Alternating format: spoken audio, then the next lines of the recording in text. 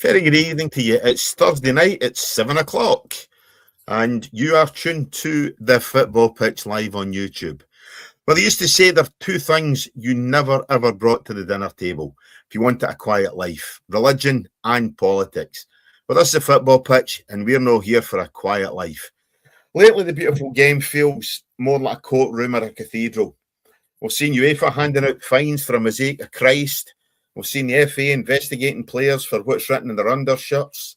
And we've seen the clock stopped so players can break fast for Ramadan. Is this exclusivity, or are we losing the neutral ground of the stadium? But it doesn't stop at the touchline. From John Terry getting hammered for a like on social media, to the Ipswich Chairman using a public apology, or issuing a public apology, because he had Nigel Farage in the director's box. Feels sometimes like football's terrified of its own shadow. Are those the last two taboos we aren't allowed to touch? Or is it time to kick both of them out of the ground for good? And we might even get a chance to talk football too. But before we get stuck into the chaos, go and do us a massive favour. Hit that subscribe button right now. Whether you're on Spotify, Apple or YouTube, subscribing ensures you never miss an episode. You do not miss a session on the pitch. Helps us grow. It keeps us independent. It keeps the conversation going. And it's helping us push towards 100 episodes. So go and subscribe. Now, Dennis, let's get into it. How we doing, mate? No, I'm quite all right, Cammy. Yourself? Not bad at all. Not bad at all. Busy week. Obviously, the bank holiday coming up, so it's been a busy week for myself. I'm quite sure you'll be the same. Yeah, been a busy international break as well with the Premier League and stuff not playing. But, You know, what you've touched on there to start with tonight is something that I'm always a bit reluctant to have a rant about, because you get pulled up for it. Obviously, the religion and politics and football, which I do feel strongly about. I think it's quite insulting to people that go and pay to watch the game, and also women's football. Two areas that you don't want to go near, because as soon as you start to say anything without choosing your words, you're in trouble. You can't say anything against women's football, whether right, good, bad, or indifferent. And I think religion and politics, maybe not so much the politics, the religion part of the football, I think is losing its way. And I think somewhere along the line, the attention seekers are needing to get a grip of themselves. But I will raise the points of where I think it's wrong. But you can start with God is the greatest, which you've obviously put up there. Obviously, as I say, I want to come into a few things, you know, and by no means is this a right wing or a left wing conversation. It's no way Christians v Muslims or Jews against whoever. You know what I mean? I think there are a few things that are happening up and down that have all came to a head at the one time. The first thing for me is God is the greatest. Nottingham Forest striker, it's Taiwo Awoniyi, something like that anyway, Awoniyi. He unveiled his T-shirt there, God is the greatest. I think he scored against Spurs, a 3-0 victory for Forest a couple of weeks ago. And the FA's taken exception for that display, if you like, of God is the greatest. I think they've taken exception to the fact that it's a religious motif. They obviously don't like it. But to me, it almost seems that anything to do with Christianity in this country is being very, very quickly condemned. We'll deal with the Nottingham Forest player. I'm not even going to attempt his name again. We'll deal with the Nottingham Forest player first of all, Dennis. We've got him unveiling that, but as I say, at the same time, we've got the FA sanctioning breaks to allow some Muslim players to break their fast, taking on water, etc., during obviously the Islamic Festival of Islam. To my mind, I don't necessarily know that the two are linked, but I don't feel that it's right to condemn a player in a Christian country for displaying his beliefs on a shirt. Your thoughts? You're saying what he's done is okay? I don't see there's anything wrong with it. I think if we're gonna ban that, we need to go ahead and ban pretty much everything, any displays at all, and not just display where somebody could necessarily be offended for displaying God is the greatest. We've had players rip off their football tops, displaying various motifs, various things on their undershirts.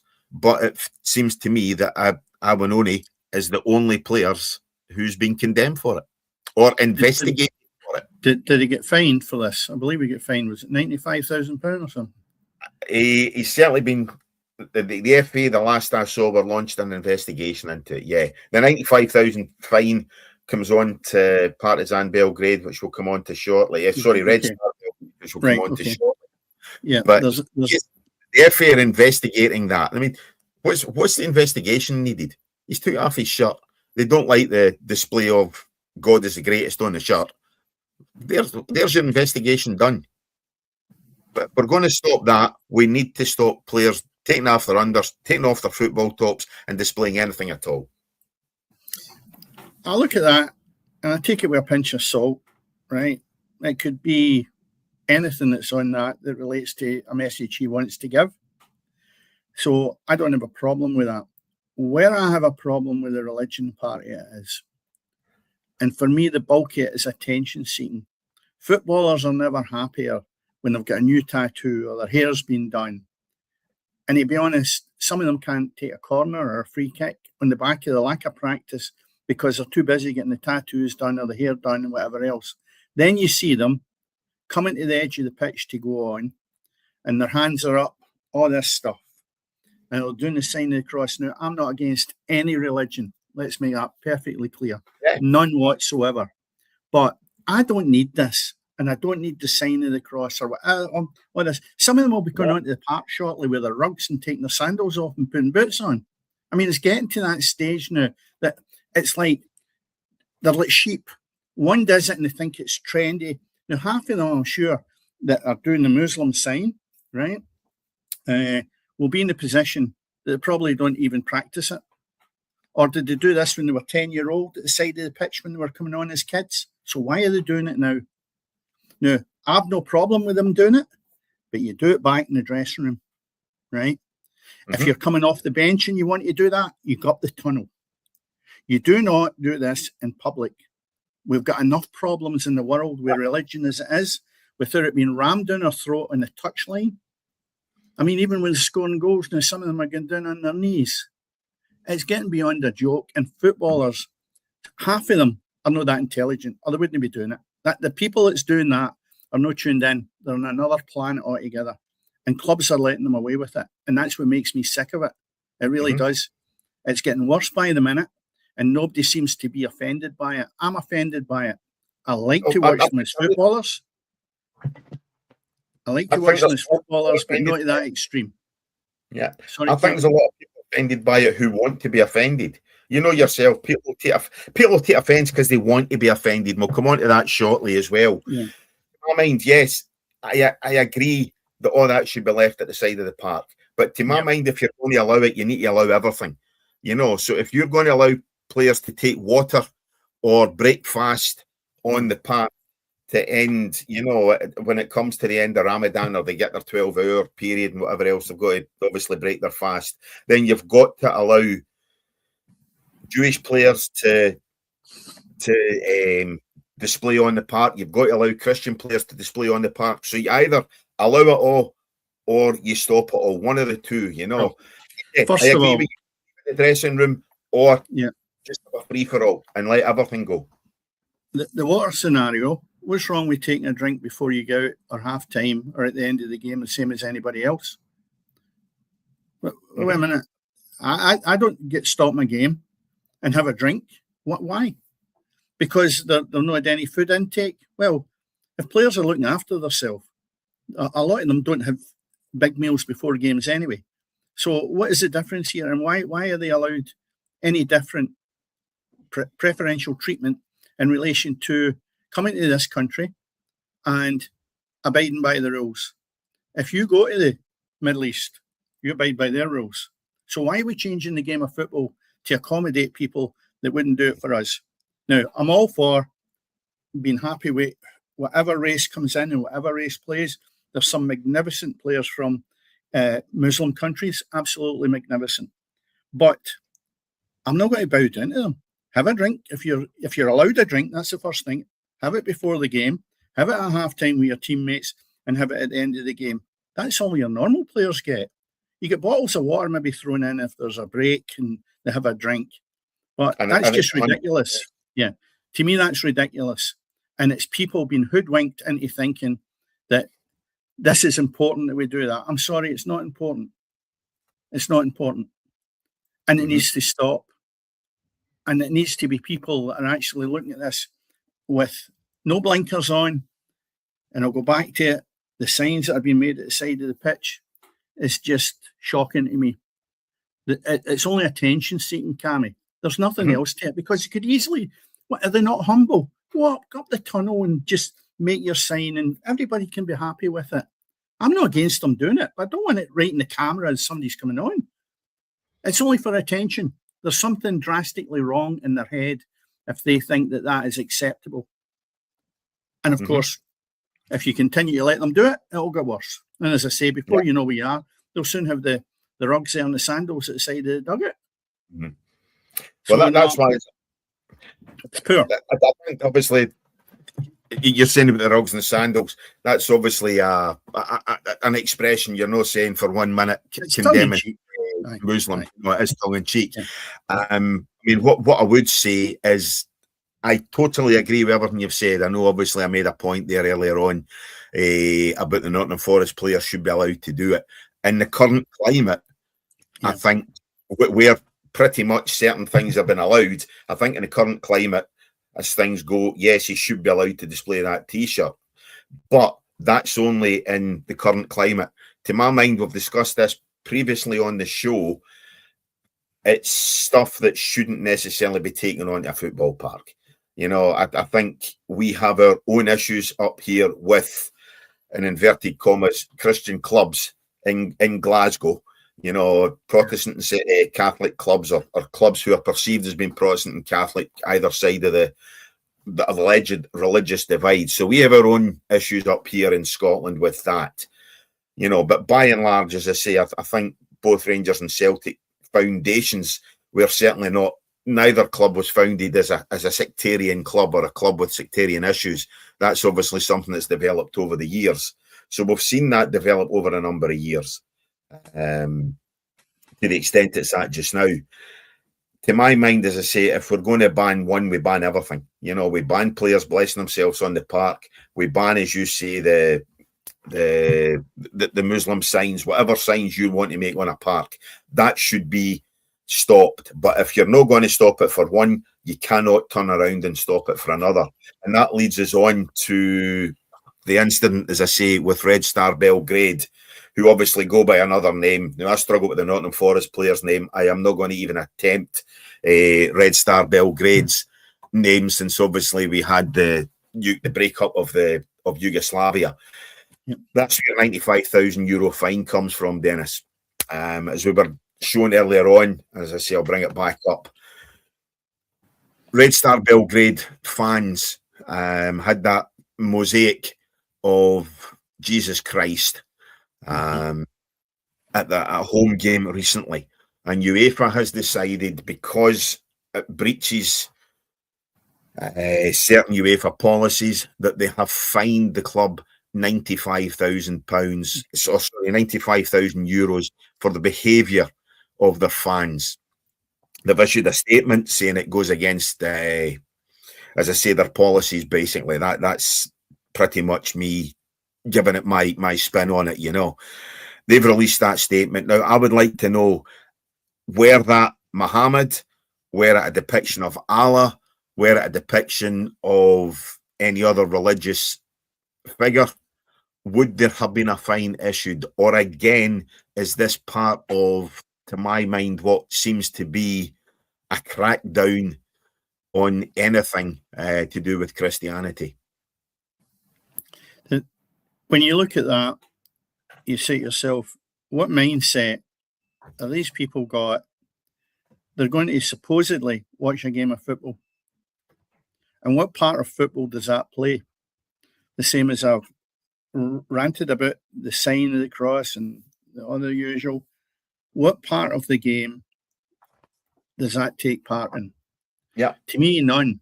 Now, I think they're quite entitled if you find that the policing of the supporters is top class, then you could say, well, that's inappropriate and we don't like it. Fine.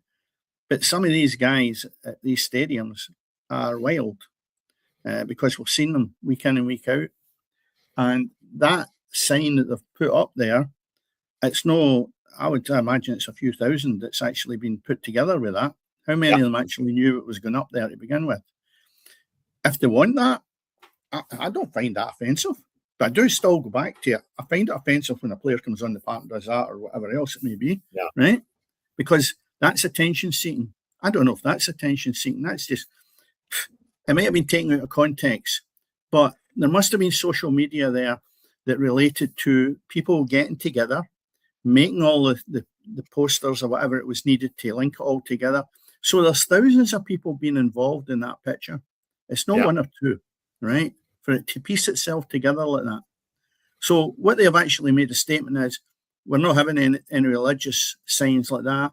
And I think, okay, I've nothing against it, but I'm not for it either.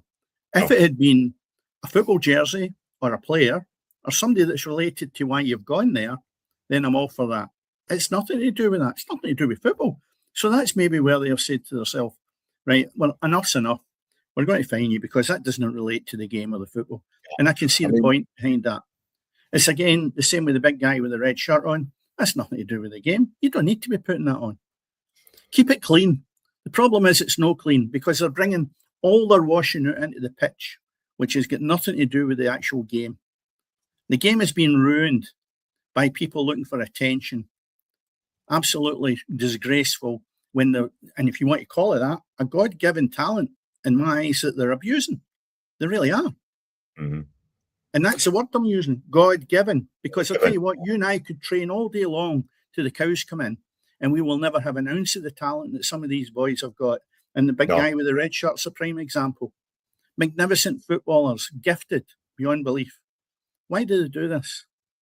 I think unfortunately, God's not gave them the brain to go with it. You're saying about a God-given talent. He obviously feels that he's wanting to give his thanks to God for scoring the goal. You know, I mean, it's we have that, and I agree again. It's an all or nothing. You know, to my mind, we allow it all or we allow none of it. You know, but I mean, UEFA's statement on obviously the Red Star Belgrade. They've done them for displaying a message not fit for a sporting event and bringing the reputation of football and of UEFA itself into disrepute. Now, what I've got to say is, to my mind, that ain't bringing the game into disrepute. You know, that if you can see it there, Dennis, the wee message underneath the face, may your faith lead you to victory, is the translation of that, you know. But when you're looking at a sporting organisation who in the past and obviously recently, they've stopped games for obviously Ramadan. They've also allowed displays for like a BLM or LGBT and everything else. However, anything relating to Christianity brings the game into disrepute. Now, Jamie Glasgow has said earlier on, you know, in one of his comments, good evening to you, Jamie, we should embrace all the cultures. It's no big deal, in my opinion. Now, I totally agree with Jamie. Yeah. You'd embrace all the cultures, but to my mind, and listen, I'm not a practicing Christian. People have heard me giving effing and blinding on this show. I don't necessarily think you are either. You know, so neither of us are particularly practicing Christians, but in a Western civilization, you know, which certainly Belgrade still is a westernized, you know, it's still in a western part of Europe. Obviously, the UK is in the West. I don't necessarily think that is bringing a game into disrepute, to my mind. No, I'd agree with that. But again, what's the reason behind it? What's the reason behind the shirt? What's the reason behind that? I want to watch the football. I take on board fully what Jamie said there, and I hope he's getting sunburned over in Gran Canaria. So the thing is, I just don't like to see it. I'm more offended by the hands up, right? And it's not because I'm offending against any religions, I repeat that, or the sign of the cross, or whatever else all these things go on. I just don't think there's a need for it. I don't think there's a need for his shirt. If he thinks God is the greatest, I'll totally agree with him. But I don't need to see it in his shirt. And it gets taken away to the point that we spoke about how good the guy's goal was. No, we've not touched it. So we've drifted away from what the actual event is, a football match. Mm-hmm. And we're looking at other characters on it. I know tonight was different, and I did say before I come on, the two areas that we don't want to and really will never do is the religion side of it. And I don't, at this moment in time, want to go and nitpick on women's football because there is flaws in it. It's not the finished article yet, but I don't want to be pulled up for it. So therefore, I like to stay away from these things. So the sooner you finish this bit, Cammy, the better, and move on to matches. No bother. We'll finish it off with one thing again. As I say, obviously, it says religion and politics and football up there, So, and I talked about it in the preamble as well. So we'll get the religious aspect of things out the road. So we'll remove that there from here. But when we get on to the politics, Dennis, slightly again, now to my mind, I totally agree. Football is football. Let's keep it on the park for 90 minutes and don't end up with any of the nonsense and the shit that we're getting exposed to currently, To my mind, as I say, a couple of things have came to light over the last couple of weeks. John Terry has been pilloried. The folk want to cancel him. They're questioning his ability to coach players of certain creeds and races and colours and everything else, all because he liked a tweet by Restore leader Rupert Lowe, former Southampton chairman Rupert Lowe, in which I think Rupert Lowe had said about banning the burqa. Obviously, Rupert's politics are very much, he's against immigration, everything else. People have taken it that John Terry, by liking that, holds a similar belief. It may well be that he does, and I think John Terry previously has got into the bother with Rio Ferdinand, etc. But again, is it right that he's cancelled for liking it, or that people are advocating for him to be cancelled as part of this cancel culture, all because he liked a tweet? He's now, by the way, deleted that like, but as I said, all because he liked a tweet by a political leader, Dennis. And in the same, it's no different. It's no different than what we are talking about. To the point of people not agreeing with what you're saying. It's only somebody's opinion, like my opinion, right? Mm-hmm. Your opinion. That's all it is. I'm not saying I'm right. Probably 90% would probably say I'm wrong, but that's my opinion, right? Mm-hmm. Terry's is likely the same. I didn't see it, but what I will say is, if you go into social media, you just accept what you're reading and move on. Mm-hmm. People are mental on that, and there's some sensible and intelligent people, but there's a lot of crazies on social media. There is no question of doubt, and that will be the scourge of society for younger people coming up. Because I'll tell you what, there's no end to where it'll finish. People are killing themselves and committing suicide because of social media. So, whether people don't like what John Terry said, as I repeat, I haven't seen it. I'm not going to go and look and read it. But there's an element there where it's only his opinion. And that's where I would say, take social media, or treat it at arm's length, so you don't get too embalmed in it, because that's, as I say, how people end up engrossed in it, and some of them end in their life on the back of it. So, no, it's not the best place in the world to be condemning somebody or condoning it. Right. As I say, to my mind, a like doesn't necessarily mean either. It might just obviously like to tweet. It doesn't necessarily mean that Terry's wanting all Muslims excommunicated or chucked out the country or whatever else. Yeah. He might feel uncomfortable. At the end of the day, all he's done is like a tweet. Or it's no longer called a tweet, because obviously it's now Elon Musk and he's changed Twitter to X. But one final point, Dennis, as I say, and then we'll get short of the politics and stuff, because this is obviously, I've mentioned this previously. Ipswich Chairman, Mark Ashton, a week or so ago, invited somebody to his stadium, gave the person a jersey, and there's one or two, or a selection of Ipswich fans have been up in arms, and Ashton felt the need to apologise to him. Now, I've watched this apology back 3 or 4 times, and honestly, to me, you think he'd brought in kind of abused women, you know, or whatever else. And this is, we'll play the apology first of all, and then we'll give you and I a chance to shut up for 3 minutes, and we'll play as much of this as we can stand. Staff are hurting, elements of the fan base are hurting, and so are elements of our local community. And that upsets me immensely. And for that, unreservedly, I want to apologise and say I'm sorry. Can you understand that strength of feeling and the anger that supporters are feeling? Yes, I understand that supporters and elements of the community are angry. I also understand that there are a number of mistruths out there on what's actually happened this week. And I also understand that we have lessons to learn, because mistakes have been made which have caused harm and distress to parts of our local community. And as the chairman of the club, I take full responsibility for those mistakes and full responsibility for making sure that those lessons are learned, and learned quickly. How do we do that? How do we learn those lessons?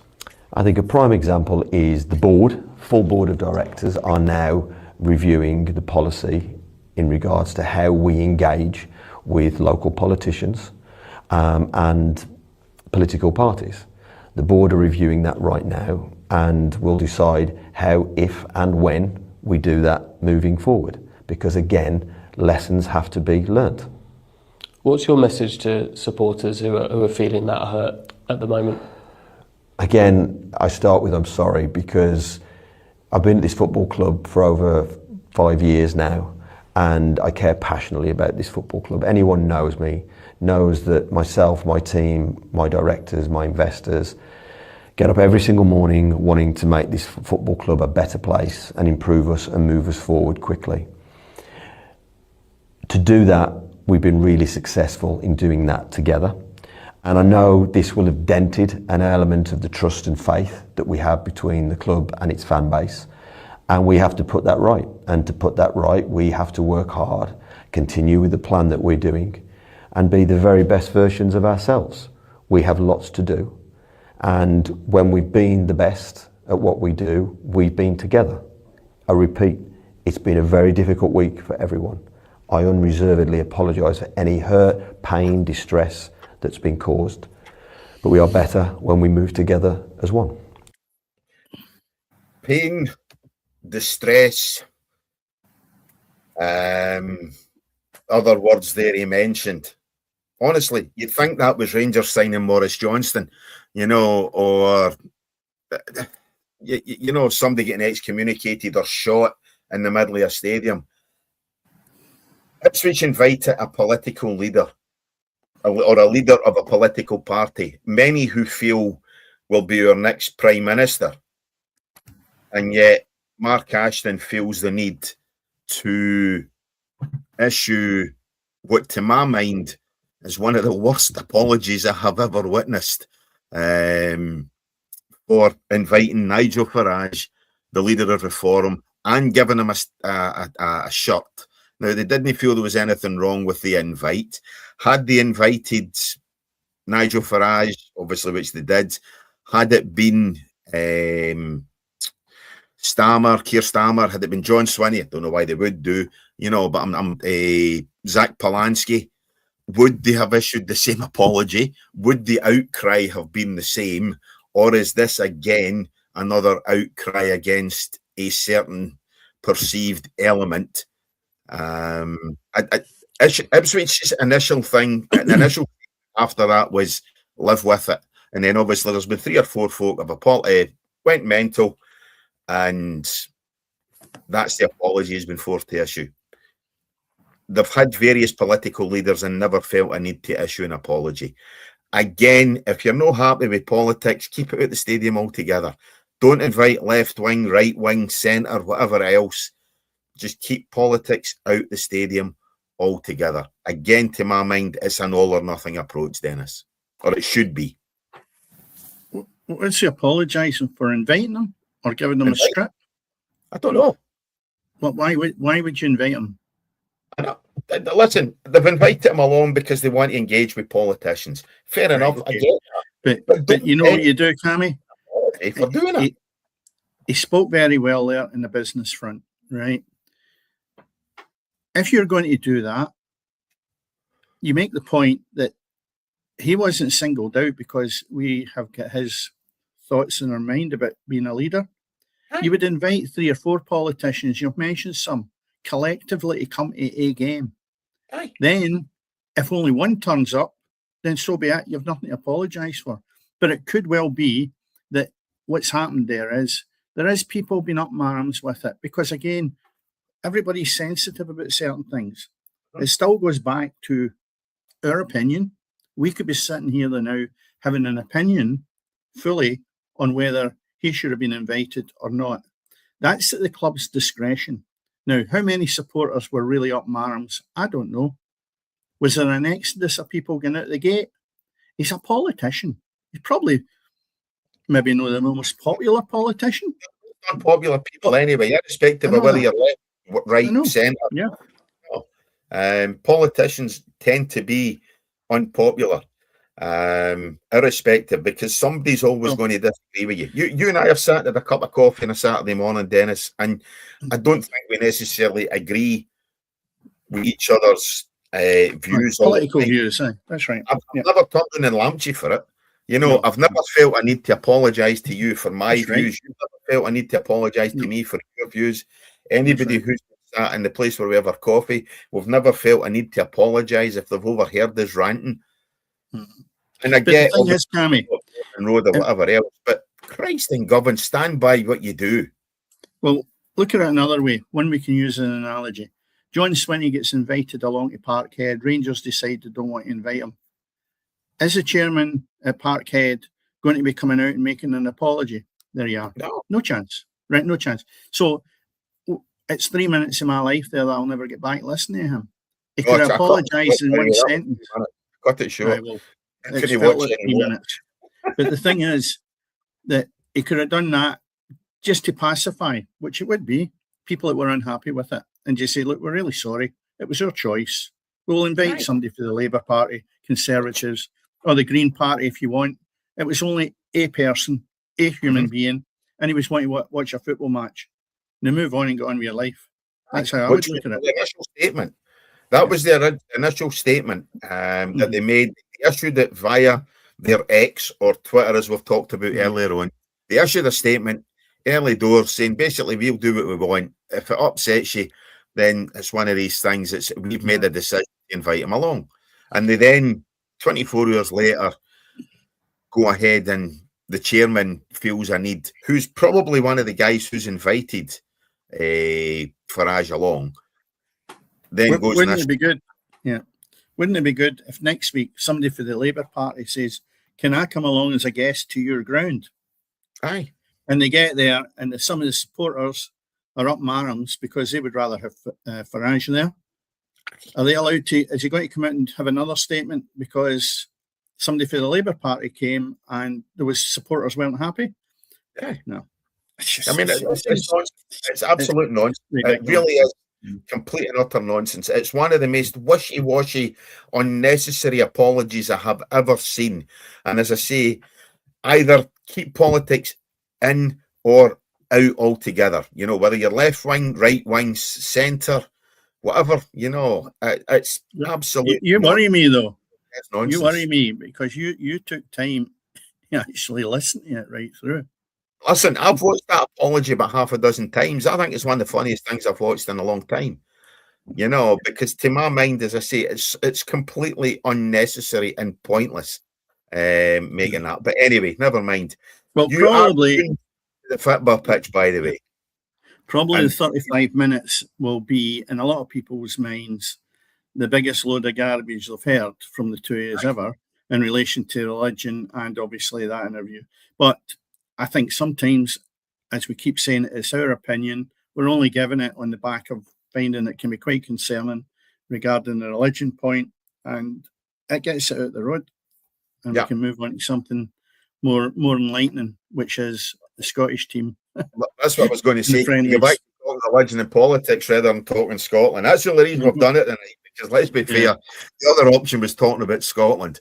We'll obviously look ahead to games this weekend, because we could see a bit of a change, obviously, depending on results at the weekend regarding our own SPL, as Jamie Glasgow's mentioned. Jamie, obviously, out of concern for you, and so as we don't have to apologise for you, I'm not going to put your comment on screen there, but we will get to talking about it in a minute or two. First and foremost, Dennis, Scotland. This could take up the next half hour, and there's every possibility we may well have to issue apologies to listeners or those watching if our language gets a wee bit coloured. So I'll issue that just now. No, your language. Well, my language, you know, I tend to use expletives now and again. So do you. Just you don't do it on here. I'm trying to control my English language. Never mind the language. Precisely. But let's be fair. But by the way, on the subject of language, I listened to a 1976 album this afternoon. Something that's probably right up your street, or you might well remember. Derek and Clive Live. Dudley Moore and Peter Cook. Oh, right. Yeah. I listened to that this afternoon. Bloody hell. Could you get away with saying that kind of stuff in 1976? Yeah. I'll see you next Tuesday. Yes, 35 times they would see me next Tuesday. Right. Scotland game. Scotland 0, Japan 1. Scotland 0, Ivory Coast 1. Scotland didn't turn up in either game. Steve Clarke's choices of players left a lot to be desired. We discussed that last week. Why no Craig Halkett? And why take players and play players who you've already seen play and you know what they're capable of? Why was the likes of Finlay Curtis, who was in the squad, not given more game time? Why was the likes of Liam Miller not given game time? Steve Clarke, to my mind, has let himself down badly in these two trial games, if you like, for the World Cup, Dennis. Yeah. I think we said that before a ball was kicked, though, that the disappointment with the two Hearts players not being involved, or even three.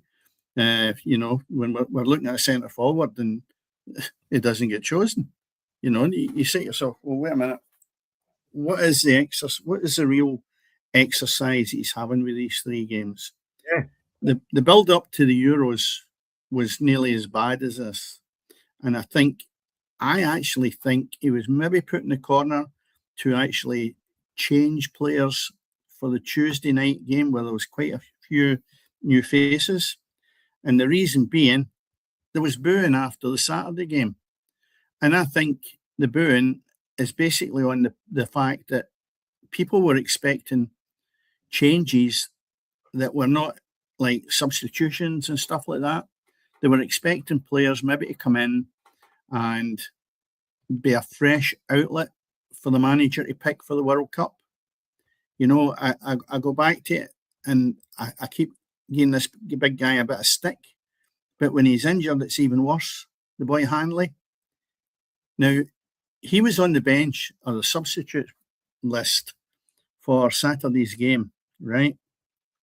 Yeah. And as I speak, I'm looking at the substitutes list for Tuesday night's game, and he's nowhere there. The rest of the substitutes are. So was he not fit enough to be in the bench on Saturday because he didn't get on, and he was nowhere to be seen on the Tuesday night? So you have one person not able to contribute, because I would have expected when he changed the defence for the Saturday game, he would have done the exact same thing for the Tuesday game. Now, Hyam, come on, I thought he'd done decent. First half seen him. Suter was back in there, right, good. But again, if Hanley was there and being part of that squad and was maybe looking for maybe 30 minutes or 45 minutes to to get him back fit when he's not kicked a ball with Hibs for, I don't know, 2.5 months, maybe longer. So right away, I go back to it and I say, would that not been a perfect opportunity for Millen and Halkett to get a chance? I just can't. I'll tell you what, they two guys can just forget about it and book their holidays, because there's no way they're going to be added to his squad unless half of them get knocked down with a bus. Because there's no way in this world that he rates them enough to have brought them into the squad. Absolutely dire in relation to that. And the same up front, same old, right? You've got Dykes and you've Adams. They've run their course. They are not what is going to get us to the next level, right? And what does he do? He tries Hurst with it. He tries Conway with Adams, and vice versa. There's different permutations that he's tried that are not working. Yeah. And it's because he's not bringing in players that are going to maybe change things around. You know, I just find that he's got his favourites, and that'll be the downfall of him. That definitely will. I don't think we played as bad on Tuesday as we did on Saturday. Saturday was totally lacklustre. It was like a whole load of guys being thrown together that had just been brought to the park instead of having maybe a week's training under their belt. Tuesday night, a bit more life about it. But, you know, you look at the boy Hurst up front, he had 3 chances, never took them. And I'm thinking, here we go again. You brought him in, plays for 77 minutes, and it's not turned a corner for us. Adams and Dykes, I think they feel that they are part of that squad and they're already on their way to the World Cup.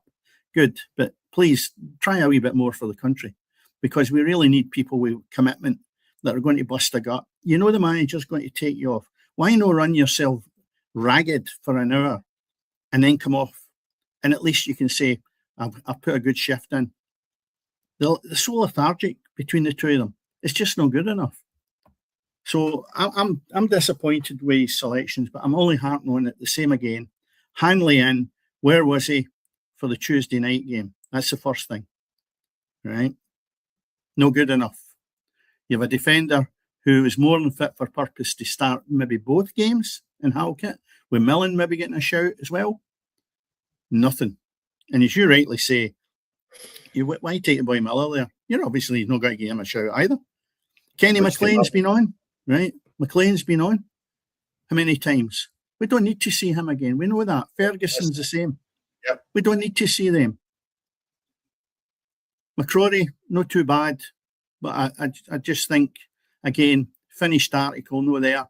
I would maybe have played him a wee bit more, maybe earlier. I know he's had injuries, I think, but at the same time, yeah, if I look at the team on Tuesday night, Kelly, okay. Suter, decent. Hyam was okay, tidy enough. Tierney as usual. McCrory, okay. Christie, that's the first time I've seen him really starting games. I like Christie. I like him as well, yeah. I don't think he gave us what he can give us. I thought he was average. Gilmer's Gilmer. I'd play him always. McTominay the same. Robertson the same. Up front, we're struggling again. Adams and Hurst.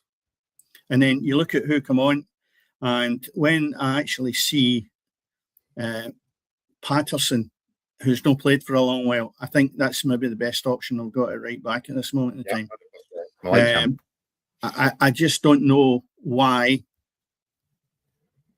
Ralston gets a jersey. I don't think it adds anything to us, because we've seen that it doesn't get us to the next level, and yet it will still persist in putting them on. I don't know why. How many players have got, Dennis, that can get us to that, you're saying, the next level? You know, I think we know across the middle of the park, Scotland midfield can compete with most countries. At the back, we're lacking, which I think is why Hanley's included in squads, why Ralston's included in squads. And up front, we are completely and utterly bereft of any talent at all up front. Yeah. You know, there we go. There you are. Jamie, going to you stop telling us about your holidays, please? You know. Jamie and I had this conversation when we played golf last. And I did raise this the last time I was having a go at Hanley, and I raised the point, I believe he's a really nice guy, and that came from Jamie. But it's not a personal attack on the guy, right? Nice. It's the fact I'm talking about his football ability, and I said that to Jamie at the time. We're looking here at a national football team, and the big guy is stuttered along, and he's got a manager that likes him. But to me, there's no sentiment in football. I've dealt with that all my life, no sentiment in football.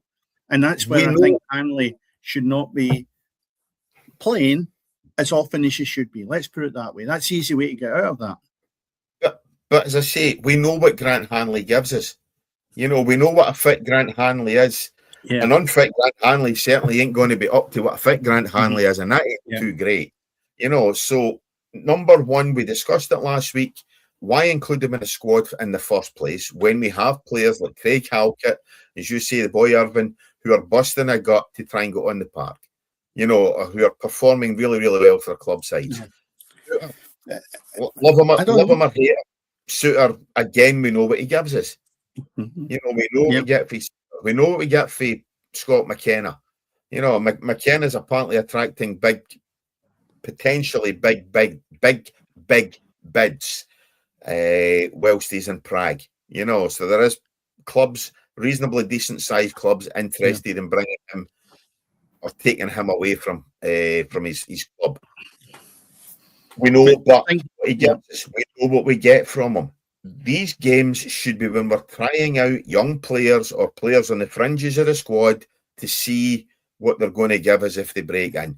Not going with the tried and tested, you know. And that, to my mind, was a massive failing in the two games of Steve Clarke, that he still went with too many players up and down the park.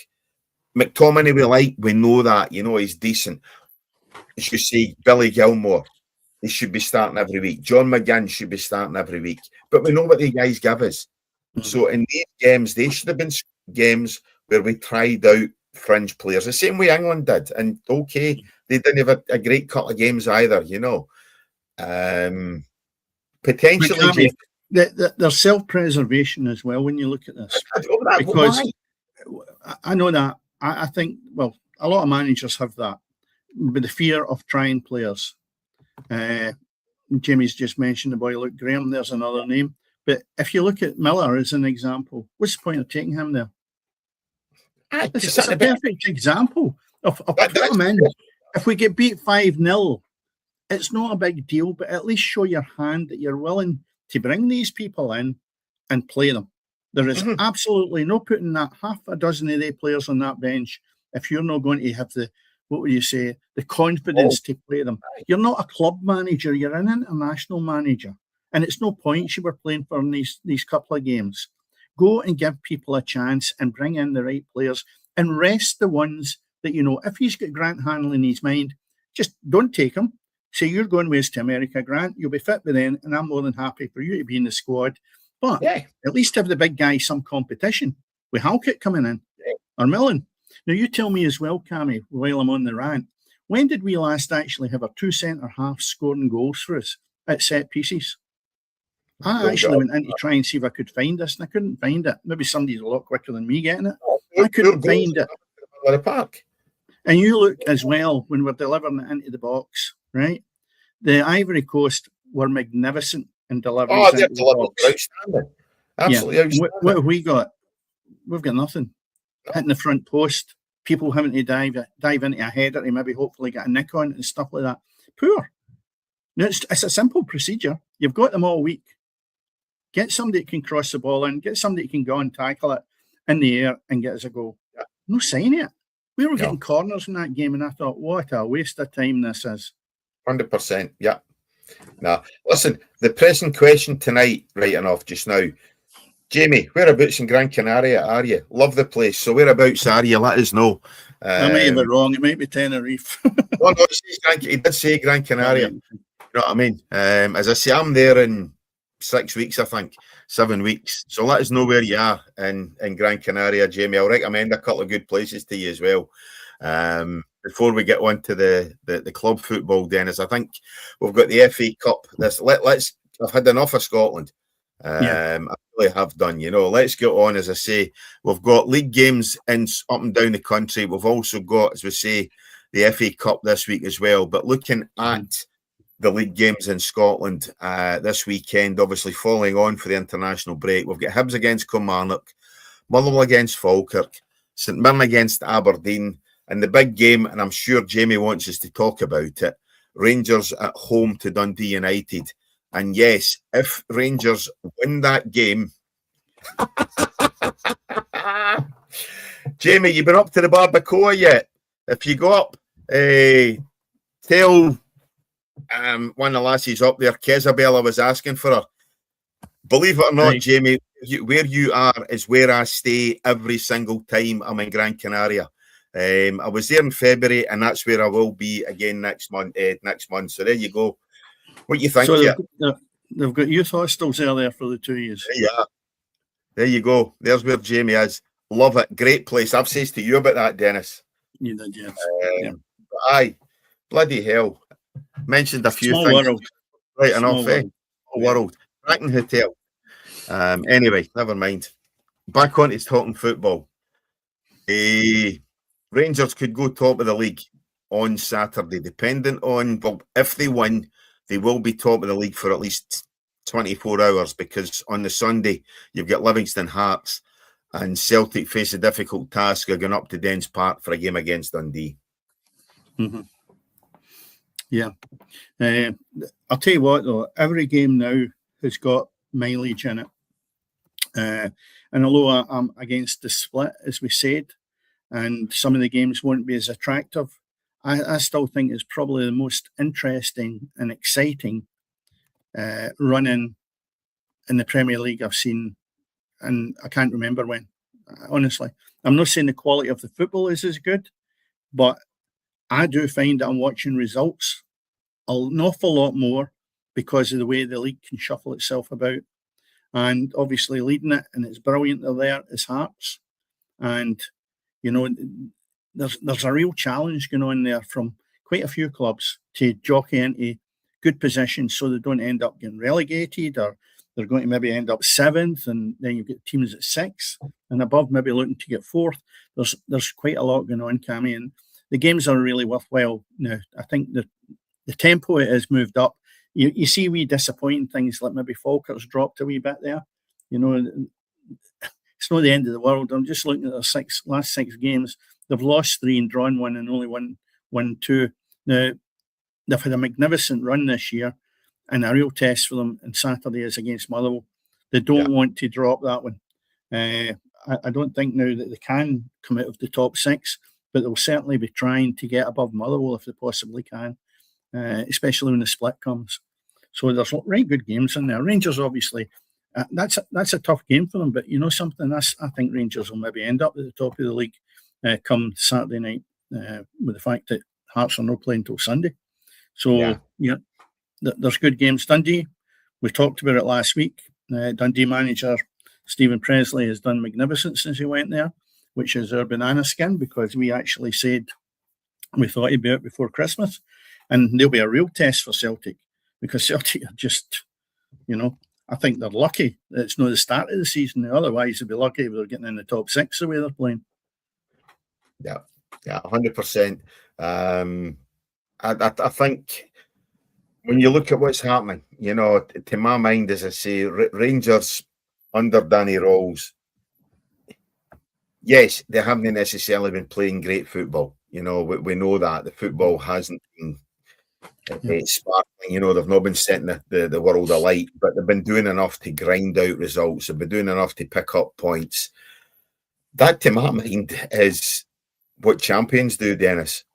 And I know most people would like to see, or a lot of people would like to see, Hearts lifting the title come the end of the season. As I said last week, the worst thing that can happen for our game this season is Celtic winning the league. But the reason I'm saying that is because you've got an absolutely terrible, terrible Celtic side. And if they're good enough to finish above Rangers, finish above Hearts, then it really, really does put our game in a bad light. If Hearts can go on and win the title, fantastic. I think it's good for the game. If Rangers can go on and lift the title, it's good for Rangers. And it's good for, pardon me, Danny Rawls, where Rangers were when he took over this season. I just think they've got enough on Saturday to edge Dundee United. I think Rangers have got the bit between their teeth, and I honestly think they can see the finishing line, which is more, certainly I think Celtic can see. Hearts, obviously, they've struggled in the last month or so. One, to pick up points, and two, certainly with performances.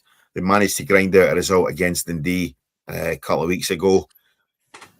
I just think, to my mind, as I say, Rangers have got that title within their sights, and something tells me that it's going to be either Rangers or Hearts who go on and lift the title. I certainly hope so, but purely and simply, nothing against Celtic, other than the fact I think Scottish football would take an absolute pasting and a hammering from pundits across, certainly England, but possibly even further afield, if Celtic managed to edge out their old firm rival, and indeed Hearts, who've been top for most of the season. The thing is, though, let's be honest about it. They've got the spine of their team at Hearts actually all right. And I do believe that they've had a couple of games now that they've sneaked by and got the victory. And I just believe now that Hearts should kick on. There's still a lot of points to play for, right? But at the same time, you're talking about if Celtic won it, I would say the same thing if Rangers won it. Either of them is pretty poor, because none of them have really deserved to be second and third, but they are, because they grind out results. They are big clubs, and that's what they've always been good at, you know. But you've seen Rangers throwing away 2-goal leads continually, you know. And Jamie's rightly said that, you know, Rangers have beaten Dundee United and Falkirk and stuff, and there's no question of doubt Rangers and Celtic could go in the run. You're saying they haven't this season? They haven't, right. So these teams that they've got to play against are on with a shout. If you look at Livingston, what's Livingston got to lose when they play the Old Firm or any of these clubs now? Nothing. There's no fear factors in the Premier League this season. Sorry? Probably some of Livingston's better performances this season have been against the Old Firm club. But I do believe this season I have seen more Premier League managers having a go at the big boys than we've ever seen. A lot of them used to get 11 behind the ball, or 10 outfield players, no one to go into the other half. And that's not been the case this year. And I think that's why we've seen a Motherwell team that's attractive to watch, because they're not thinking, hey, by the way, we need to really be in the back foot here, because that forward line that Rangers or Celtic have got will terrorise us. They don't have that. So they can go out with a view that says, we will try and win this game. And that's the fear factor that the Old Firm have got. The no teams are not going to just roll over and give them the points. And that's why they've had to work really, really hard for it. And unfortunately, they don't have the quality of players either that they've had over the years. So Hearts, for me, you're sort of drifted a bit there to Rangers, Cammy, just listening to you, for winning the league. For me, I think Hearts have got enough in their tank to do it. And it'll be good for Scottish football. I mean, I'm not a Hearts supporter, you know, not supporter of any of the Premier League. But the bottom line is Hearts, to me, I think they've got enough. And the big test, obviously, is at the weekend to see what they can do. As we've said every week it's a test with Hearts. Yeah. And you're just waiting sometimes to see if the bubble will burst. I think they've got better quality than the Old Firm's got. And if you really looked at it, if you had to take the Celtic and Rangers players in the squad they've got, would really, if you to say, go and pick 3 players that will actually change your team, say to Livingston, pick 3 players out of the Celtic or Rangers team that you'll avoid relegation with. I don't think any of them will get the qualities to do that. No. You give Livingston 3 players of the Old Firm, they won't get you out of relegation, or any of the other teams. They won't improve your standing. That shows you how average I think they are. I mean, McGregor, he's tidy, but if you put him in the Aberdeen team, is Aberdeen going to go leapfrogging up the league and think they're a better team? No. And I think that's a problem you've got. There is no added value to any of these teams getting an Old Firm player, because very few of them, if any, are really going to be good enough to win the league. And that's where I think Hearts, if they get the hunger back for a week or two, they'll go over the finishing line. Yeah, but I say it's still interesting, and I think that's all we can ask for. You know, I mean, you look down south, as everybody keeps telling us, you know, don't compare us against obviously what happens in the English Premier League, but you look at what's happening there. All Arsenal need is another victory, I think, and that's probably they're champions elect as it is, you know. But obviously, you're talking about you've still got 5 or 6 weeks to go at the end of the season. And another Arsenal victory, to my mind, sees them having done enough to lift the title down south, you know. So I think we've still got interest. It's going to be a 3-horse race right to the end, probably, you know. That might well actually be where we see some benefit to the split this year as well, you know, in terms of who you're drawing against. As Jamie says, Rangers haven't beaten Dundee United, they haven't beaten Falkirk. That's Rangers' last 2 fixtures before the split.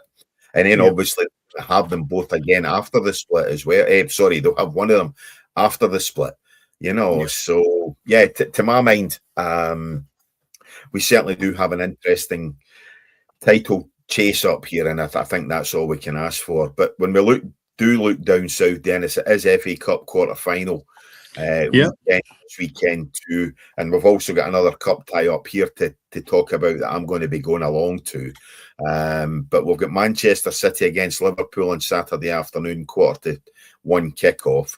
Chelsea against Port Vale, 5:15 kickoff, and Southampton against Arsenal, an 8 p.m. kickoff. So 2 obviously sides from the lower leagues, and then when we get to Sunday in the FA Cup, the final tie is West Ham against Leeds United at 4:30. You know, so I don't think any of the games are particularly massive. You know, I don't think any of them are going to be ones that set the world alight, other than obviously the Manchester City Liverpool tie. And Scott Hartley there says, don't forget, like and subscribe again, you know. So thanks very much, Scott, for a wee reminder there.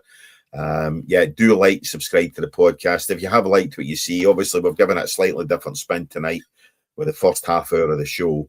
But as I say, generally all we do here is talk Scottish football, English football, and a wee bit of European football as well. So go ahead, like, subscribe, tell your mates. We're not quite finished yet, but Dennis, so sorry I stole your thunder there. No, don't say anything. Chelsea, Port Vale. Port Vale being obviously a team that we've not really heard a great deal of, and Chelsea being Chelsea. That could be tasty. It's got 5:15 in the evening, that kickoff is, and that'll be good. I think the ties are decent. You know, West Ham and Leeds will be a battle as well. But the 12:45 is obviously a big one in the FA Cup. And just while I was thinking there, Cammy, on another point, just dropping back, I was looking to see where Celtic were playing on Sunday, and it's actually up at Dundee. Now, I know for a fact that the winds, if they're anything like last weekend, was up that neck of the woods. It's meant to have gusts of up to about 45 miles an hour of wind on Sunday. So that might be interesting. I mean, I don't really know about games ever been put off with the wind, but I'll tell you what, this could be as near as you'll probably get to it being unplayable if the prediction with the winds is going to be carried out. That could be interesting. You know, a nice wee bit of weather reporting there as well. Listen, we've covered everything tonight: religion, politics, weather forecasting. Sometimes we talk football as well. But no, I mean, you're right. That could be a leveler, you know, certainly for both sides there. So that, to my mind there, a definite leveler. So that's going to be an interesting tie on Saturday as well, you know. And I think Celtic are in a position now where one loss could end up chucking them out the title race. You know, I know there's still, what we're talking, 24 points to play for. Sorry, 1 points to play for. You know, but to my mind, with the form of the fact that Rangers and Hearts are both picking up points, Celtic have dropped a few. One more defeat could be all that it takes to knock Celtic out of that title race. Could Motherwell capture the 9 points on Rangers? What's left? It's a big ask. 9 points out of 21. That's the gap. It's 3 games of what we've got left. Now, there's nothing to say that's but there's nothing to say that ceiling won't come in the Old Firm. Yeah, no, I think especially when I'm sitting here saying that a defeat for Celtic can end up knocking them out the title race. You know, to turn around and say Motherwell further points back than what Celtic are, I think that's a massive ask to get. Yeah, it's an ask, I know. Well, they've struggled a couple of games there. The last 3 games have only picked up 1 point, and to be honest, that has put them really out of the running, which is a bit of a shame because they were going strong. And I did think at one point we might have got Hearts Motherwell top 2, but I don't think it will happen now. No, I think that's finished. Let's see, there's one cup tie over the weekend. I mentioned it last week in terms of when we had a bit of a rant as to why the hell it's at Firhill. You know, you got Wraith Rovers against Cali Thistle in the Challenge Cup final on Sunday afternoon. I'll just need to double check my pass, see what time it is. But that should be an interesting game as well. Cali Thistle obviously looking to get back into the Championship. Wraith Rovers towards the lower echelons of the Championship, obviously managed by friend of the show, Andy Millen, who's assistant to Dougie Emery up there. That should be a good game, and I must admit I'm looking forward to getting along to it. And yeah, it should be a good cup final on Sunday, that one, Dennis. Yeah, it's 4:10 kick-off, Cammy. Right, okay, no bother. A late one. Yeah. I'm not working on a Monday. Yeah, it's Thank somebody. It's an interesting tie because when you look at Inverness, they've had so many ups and downs over the last couple of years. You go to yourself and you say, it's amazing that they've got to that league situation from the ups and downs. They're sitting at the top of the league, which I'd predicted last year that they would win the league. Yeah. But instead of that, it went all wrong for them. But they've had a lot of draws, and that maybe is a struggle that maybe they'll avoid Stenhousemuir. Stenhousemuir's looking very good to go over the top of them. But both Stenhousemuir and Inverness have dropped quite a bit of points in the last 6 games. So the league position is really, really good. When you look at Wraith Rovers, I just think they'll have too much for them, Cammy. Wraith Rovers are sitting 5th in the division above Inverness. So I think you've got a good game in your hands, but I just think Wraith Rovers with Dougie Emery and Andy Millen will just be a bit much for them. Yeah. As I say, a couple of weeks ago, I saw them against Airdrie up at Starts Park. First half, as I said, I think I mentioned that last week was a non-entity. Second half, Wraith Rovers, and they fully ended up deserving that victory, you know. So, no, I must admit, I'm looking forward to that, and Sunday should be a decent game. I just hope it's not as windy down here in Glasgow as down in Glasgow as what you're suggesting it's going to be. So may pick up tomorrow. Saturday. I keep thinking we're doing the Friday show. Yeah, I know, exactly. I know. Well, listen, that's us done for tonight. As we say, football, faith, and any other taboos, we've discussed that tonight, you know. An interesting first half hour, I just felt, in terms of some of the stuff that's been highlighted in the media over the last few weeks. It would probably been a disservice had we not mentioned it. And always when an international week, when there's not a great deal on, it's always nice to maybe get a different mention. We'll take the chance. We will cover, as I say, any topics here on the football pitch. So as I say, go ahead, like, subscribe, tell your pals if you've enjoyed what you heard tonight. We are back to talking football next week. Back to Friday night next week as well, as we will be for the rest of the season. So as I say, go ahead, like, subscribe. Thanks very much for that, Jamie. Thanks to Jamie. Thanks to Scott. Thanks to everybody else who's contributed tonight. It is time to say good night. Everything is always happening on the pitch. Good night, Dennis.